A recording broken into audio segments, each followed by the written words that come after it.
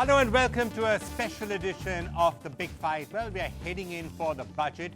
It normally is a big event, this time perhaps bigger than ever, because a lot of people are really looking at this budget to signal a transformation in sentiment, a rise in animal spirits, and inflection point that is going to really kickstart the Indian economy and everyone's faith in it, get people to come in and invest in India and make in India and all of that. So those are a lot of expectations to have from a budget. So we are going to be today on this episode of The Big Fight saying what actually is it that Mr. Jaitley can do? Is it possible that this budget is going to signal a change in the atmospherics and in animal spirits or not? Is it too much to actually ask for? Because we are coming off a fairly dim global situation and also lots and lots of noise and chaos right here in the country. So on this special show, a really great panel helping us take us through all of this. Manish Tiwari representing the Congress party, P.N. Vijay, who's been closely looking at a lot of the economics that the BJP's been doing for a long while. Shekhar Gupta, one of our most prominent journalists. It's great to have you with us. And so that P.N. Vijay doesn't feel that it's everyone versus the government. Sambit Patra here as well, a spokesperson of the BJP, to give added strength and muscle to the arguments. Dr. Himanshu is an associate professor at the Center for Economic Studies and Planning at JNU. JNU, of course, been very much in the news. What is the economic take on everything that's about to happen? And it's great to have with us Ajay Singh, diplomat, former Union Minister, President of the Akhil Jat Mahasabha. And, of course, all that's been happening in Haryana also factors in. Right. Why don't I start with you, P.N. Vijay? If you were the finance minister, is there anything at all you could do on Monday to say, well, this is it, it's a turning point, it's actually, we're on the right path, and this are the signals that we have to show everyone that it's the right path. Forget about JNU, forget about Jat agitations, forget about all the rest of the stuff. Actually, let's focus on the economy. Yes, I think that will be a sensible thing to do, because let's admit it, Vikram, that the headwinds in the economy right now are very global, and they're affecting everybody, starting from China. And India also has been affected by it, though it is a fact, though the last 2 years, India has been the largest, fastest growing large economy in the world. But that doesn't make the finance minister's job easier, because on the ground, we are seeing a fair amount of dissatisfaction. Surely the animal spirits have disappeared with the business sector, and even among consumers, there is a lack of demand. Government has been investing in a very big way. That has to continue, though the private sector is not following suit because of overcapacity, etc. It has to be a rural bias, because the problem is rural. Okay, and most importantly, specific areas and sectors. And most importantly, one more thing, Vikram. I think this budget, seeing the philosophy of the BJP to not to tax and spend, would have a lot of incentives for pushing consumption at the middle class level. Okay. You would find that more money is being put into the hands of the middle class. I want to come to some specifics around that. For example, ORAP and pay commission may actually all help. those things, You may be forced to do some of that also in the budget. And we'll but Manish, wanted to get your sense on that animal spirits confidence. The economy quite often is just a factor of confidence. So people believe that there's a lot happening, and then people are excited about it. They'll invest, they'll spend more money, they'll put up factories, foreign direct investment will come in. If there's a sense, India is not quite going that way, instead the dominant images are some of those that we're seeing behind you, Jat agitations and, student union and people being beaten up, it changes the discourse a little bit. I cannot agree with you more. There cannot be any economic growth and development without social cohesion. Social peace is a prerequisite for any economic development. Money is the biggest coward, and money goes to the safest destination. And if you find India in the situation it is today, there is nobody else to blame but the government itself. In fact, the government has nobody to blame but itself, for the simple reason that in the past 20 months, they have made every effort, beginning from the May of 2014 till the February of 2016, in order to upset and subvert social cohesion in this country. It's actually been a situation whereby Prime Minister says make in India, his party interprets it as hate in India. The Prime Minister says start up India, His party interprets it as break up India. So you cannot have, you cannot run with the hare and hunt with the hound. Okay, Either you do economic development, right? Or if you want to change the fundamental narrative of this country, then obviously there will be a pushback. So a lot of what is happening around us, which is derailing, if you like, the growth story, are self-imposed goals. As he says, and the Prime Minister is continuing to talk. I mean, if we were to look at the Prime Minister's Twitter feed, as somebody I think famously said, it would seem as if everything is absolutely okay, because he's talking about development and start in India and make up India and all of that. But other elements, including many in the BJP, some of the BJP supporters and others, there seems to be a second dialogue taking place. Is that disrupting and derailing growth? I would say, Vikram, that as far as the discussion on economics is concerned, we have to keep the rhetorics out and we have to be really correct with our statistics. I believe the biggest achievement of this government in this last 18 months, there are a number of acts of commission. I mean, in the course of this discussion, we will come into those acts of commission. But I would say one singular act of omission is such a great achievement that we are forgetting it today. No corruption. No corruption for 18 months, not a single scam by this government in 18 months, I believe, is one act of omission which... No high-level corruption. I think we should try and elaborate that. At the low levels, ask any of these people out here. Let me complete. I mean... Am I right?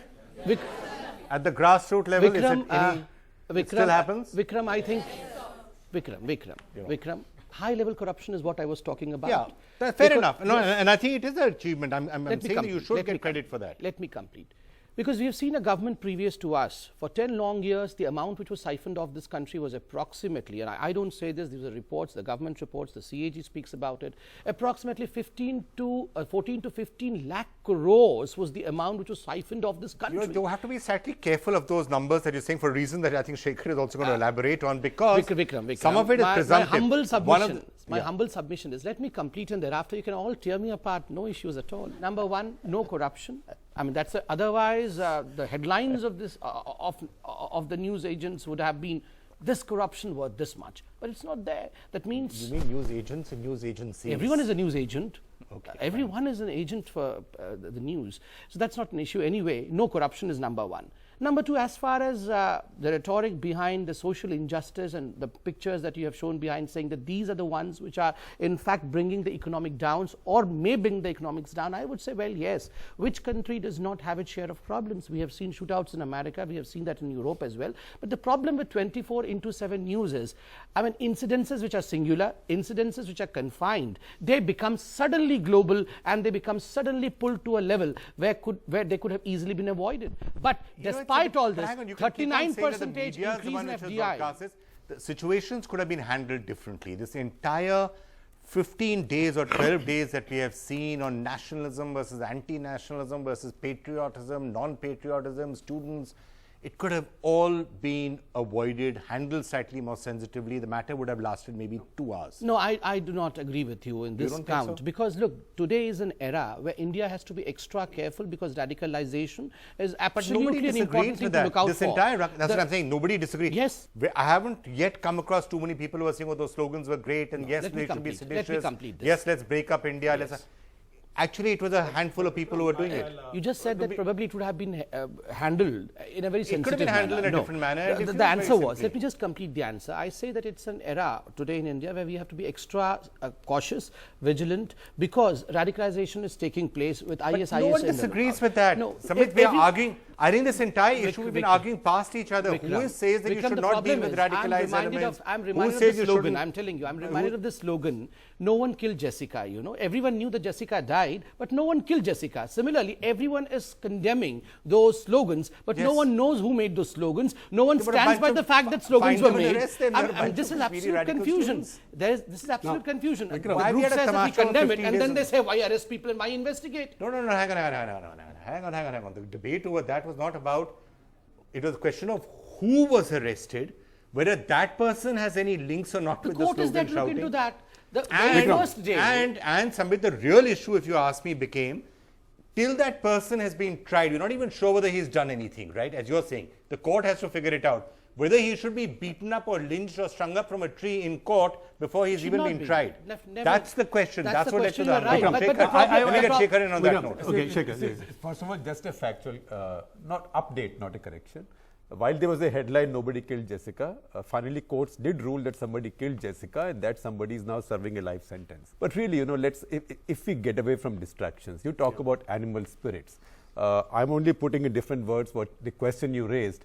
What kind of animals, I mean, which animals' spirits, right? I mean, we have animal spirits in the country, but they seem to be all the wrong animal spirits right now. Yeah.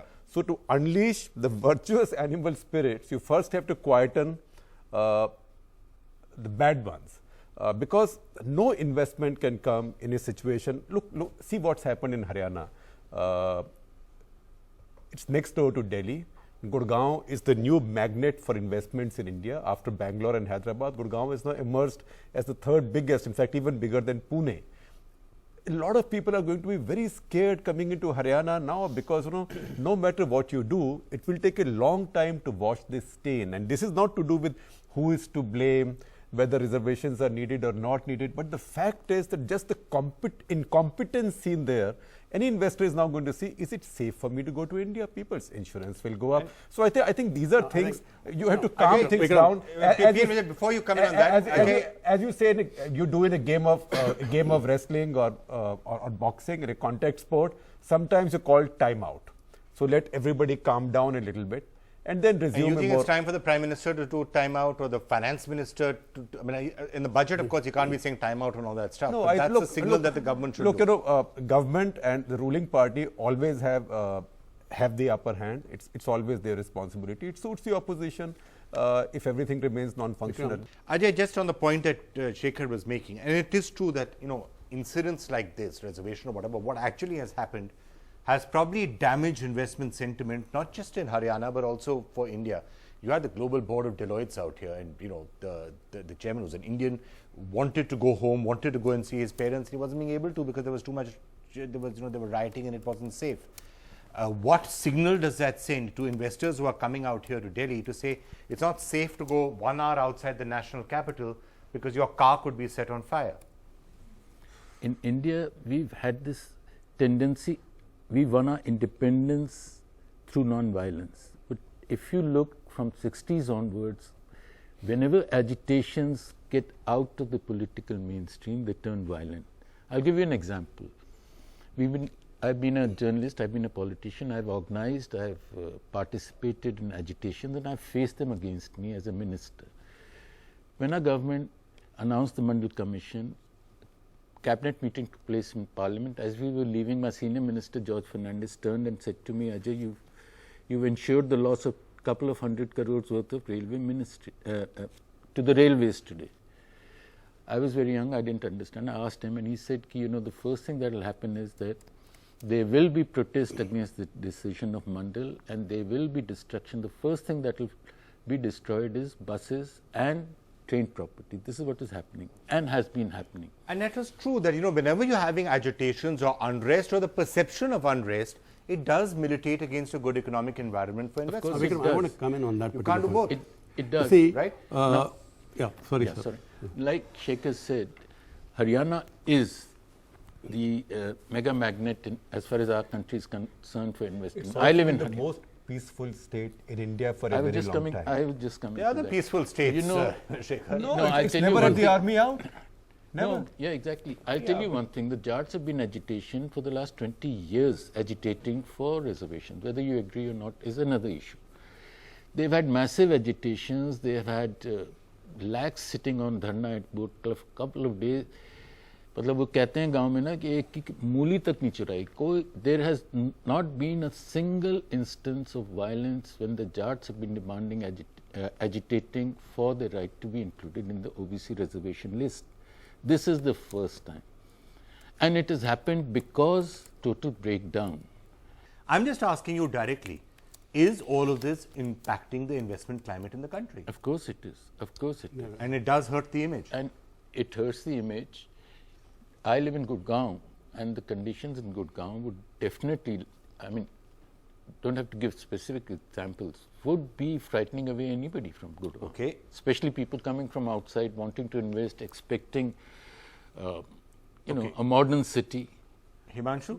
the situation, we would and just to come back to what's happened in JNU. So we were having a debate. I mean, I think what Sambit said is also correct, that what happened there, deplorable, disgraceful slogans shouted.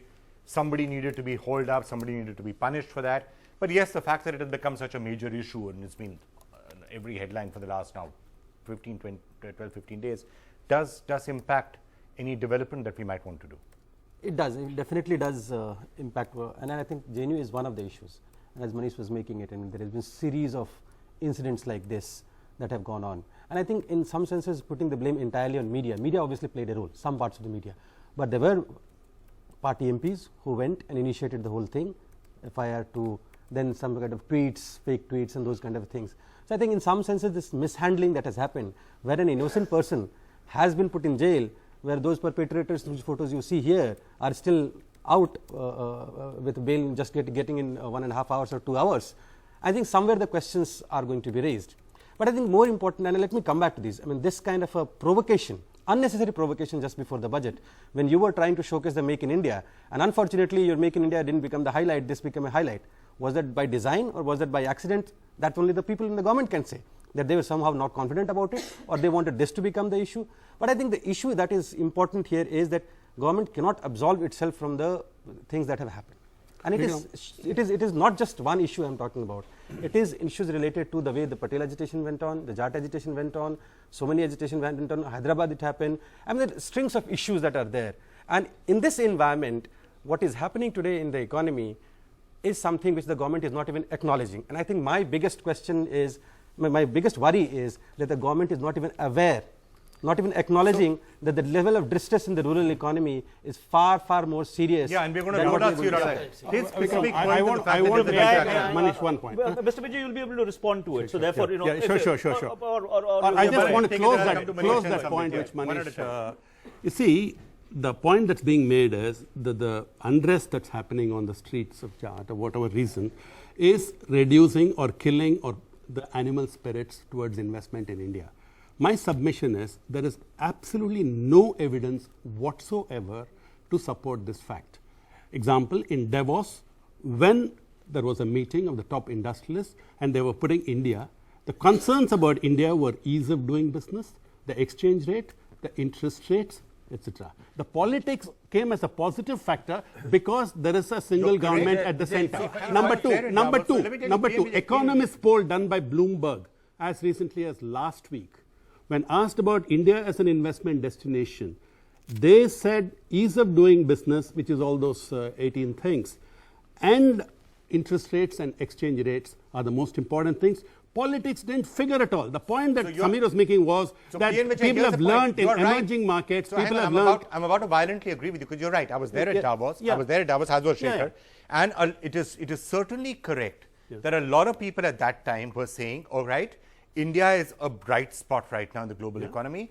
There are one or two things that the government now has to do. Has to fix it. Policy, you know, ease of doing business. Ease of doing business, get rid of retrospective taxation, banks, banks, set right the banks. All of those sort of things. Right. That's what people were focusing on. Unfortunately, in the months that we have seen from then till now, the entire attention seems to have been shifted. Or not really even shifted. I beg to differ with you. It may shift. Is budget an opportunity to put this back in race? Yes, that's exactly what we're debating. That is the opportunity. We should get back into the business of doing business. It could be a great opportunity to shift the argument away from all this. I respectfully would like to disagree with Mr. P. N. Vijay. And the reason why I say that is, you dehouse the social unrest.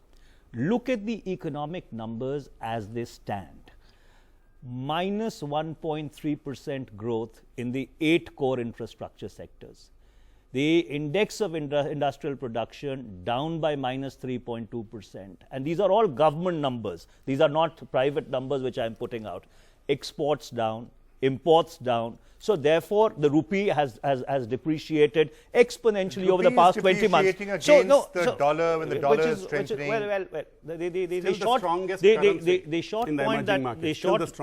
short point I'm trying to make is that the economic numbers put out by the government do not support the thesis that there has been growth or development. What you've seen as social unrest is an additional dimension to it, which is going to impact it. And number two, on the whole corruption bit, I find that to be a little rich. People who are involved in the IPL scam, the Vyapam scam, where 40-odd people, witnesses, have been killed, accuse other people on the basis of perceptual numbers of corruption. I think that's a little rich. Okay, Sambit, then. To say that we have a budget coming ahead on Monday, so we should not be speaking about JNU, we should not be speaking about other issues, or we should be handling it in a different way. That's not what anybody is saying, Sambit. We are saying that you have allowed the agenda to drift away. No, Vikram, that's your responsibility. Vikram, let me complete. Both the agendas are extremely important. What's the second agenda? I'm telling you, the agenda that the country moves ahead with a better economy is a first agenda is extremely important. The second agenda, that if there is some kind of wrong taking place somewhere, the law and order has to take its own course. That has to be addressed. If that is being done and a particular ideology is being hurt, the ideology starts crying that, well, because our ideology is being targeted, because the NGOs who have wrong money confined within themselves, they are being targeted, the economy which is going to be, the economy is going to be affected, is, I think, a wrong way of looking into things. You could have handled the entire situation by Tell me how. simply. I'll tell you how.